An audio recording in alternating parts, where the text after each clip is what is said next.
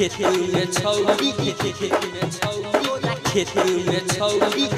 अपन भार धसई बहो तोरा खेत में छौरी अपन भार धसई बहो रिकॉर्डिंग स्टूडियो खुजरी बाजार। सुने के जान खेत लागै छौ सुना सुने के जान खेत लागै छौ सुना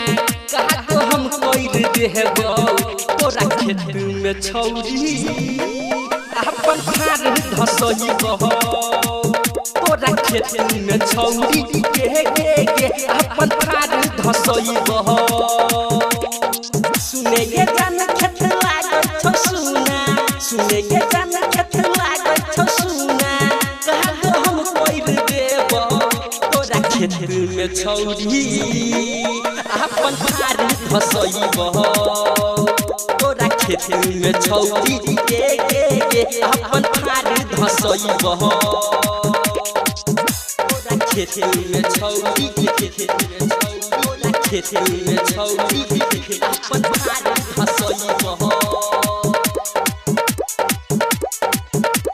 हमरा ट्रैक्टर के बारा छै जोर के हेबो भार धसाई के खेरी वाला खेत में नहीं छौ पानी हेबो दमकल चलाई के हेबो दमकल चलाई के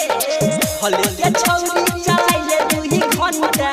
भले के छौरी चलाई ले 2 घंटा काम तोहर कोई देबो तोरा खेत में छौरी अपन भार धसई बहो तोरा खेत में छौरी के अपन भार धसई बहो तोरा खेत में छौरी तोरा खेत में छौरी अपन भार धसई बहो। रिकॉर्डिंग स्टूडियो खुजरी बाजार। खेत के छौरी के तोहर हम कोइल देबो चाहे चास के ओम शिकारी के रोहित रहतो जान तोरे पास के जान तोरे पास के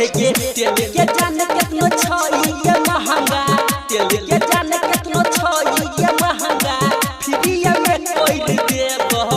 तोरा खेत में छौरी अपन भार धसई बहो